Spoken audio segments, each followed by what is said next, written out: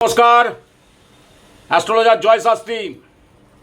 আজকে আপনাদের কাছে খুব গুরুত্বপূর্ণ একটা কথা জানাচ্ছি। মা দুর্গার প্রিয় রাশি কারা সেটি সম্বন্ধে আপনারা জেনে নিন।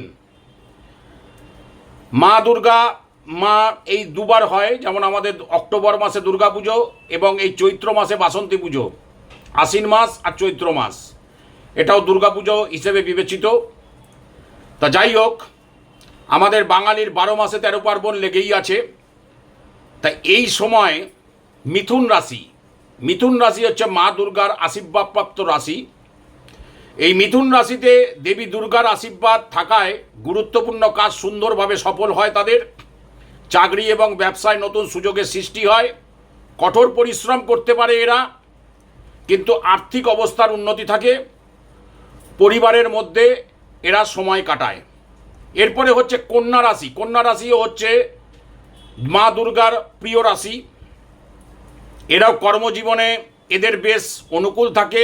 কর্মক্ষেত্রে বিদ্যা, বুদ্ধি এবং নানা রকম কাজ থেকে এরা খুব সুফল পায়। কঠোর পরিশ্রমের মধ্যে এদের সুফল মা দুর্গা দিয়ে থাকেন। ঊর্ধ্বতন কর্তৃপক্ষের থেকে সহায়তা লাভ করে এবং নানা দিক থেকে আর্থিক অবস্থার উন্নতি থাকে। এরপরে হচ্ছে মা দুর্গার আরেকটি রাশি হচ্ছে, সেটি হচ্ছে মীন রাশি। মীন রাশি হচ্ছে মা দুর্গার খুব প্রিয় রাশি। এই মীন রাশির জাতক জাতিক অত্যন্ত সৌভাগ্যজনক বলে প্রমাণিত হয়ে থাকে। চাকরি ব্যবসায় উন্নতি, আর্থিক লাভের নতুন সুযোগ এবং পরিবারের সদস্যদের সঙ্গে সম্পর্ক এবং সৌহার্দ্যপূর্ণ ব্যবহার। কোথাও বিনিয়োগ করলে সেক্ষেত্রে ভালো লাভ হবে এবং সহকর্মীদের সঙ্গে ভালো সম্পর্ক থাকবে। এরপরে লাস্ট যে রাশিটা সেটি হচ্ছে কুম্ভ রাশি।